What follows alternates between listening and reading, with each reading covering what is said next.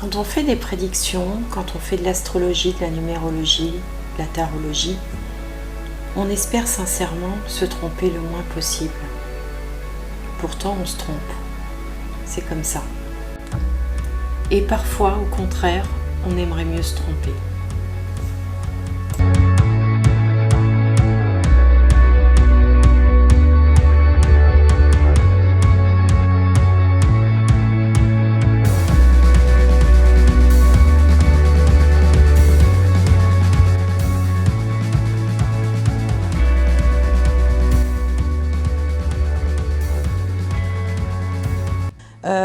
C'est également le chiffre 6, il y a une énergie de paix, mais avec la paix, on a toujours son antithèse, enfin son contraire qui est la guerre.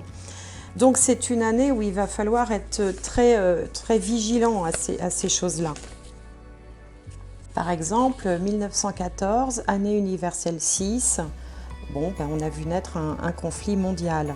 En 1968, il ne s'agissait pas d'une guerre, mais il y a eu les événements qu'on connaît, et puis une atmosphère générale comme ça dans le monde entier, de vouloir comme ça sortir de certains carcans.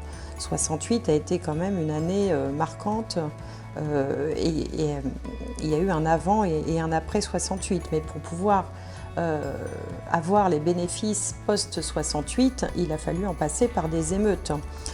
C'est pour ça que je vous dis que la paix, enfin, le besoin de paix, le besoin d'harmonie va se faire sentir, mais ça peut parfois passer par des périodes un peu explosives, des conflits, pour pouvoir atteindre la paix. C'est malheureux à dire, mais pour avoir la paix, parfois avant, il faut qu'il y ait une forme de guerre, je mets des guillemets à guerre, bien évidemment. Alors, c'est aussi...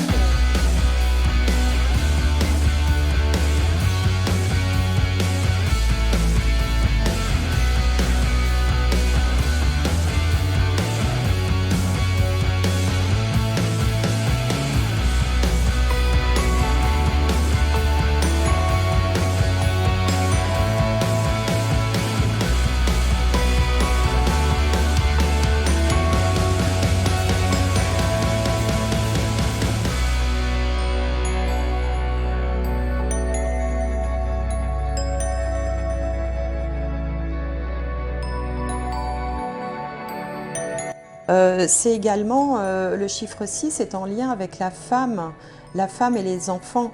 D'ailleurs, le 6, dans sa façon d'être fait, on dirait comme ça le ventre d'une femme enceinte. Donc, souvent dans les années 6, on va voir des choses changer sur les droits des femmes, les droits de la famille également. Par exemple, en 2013, il y a eu le mariage pour tous. En 1977, l'ONU a instauré la journée de la femme, par exemple.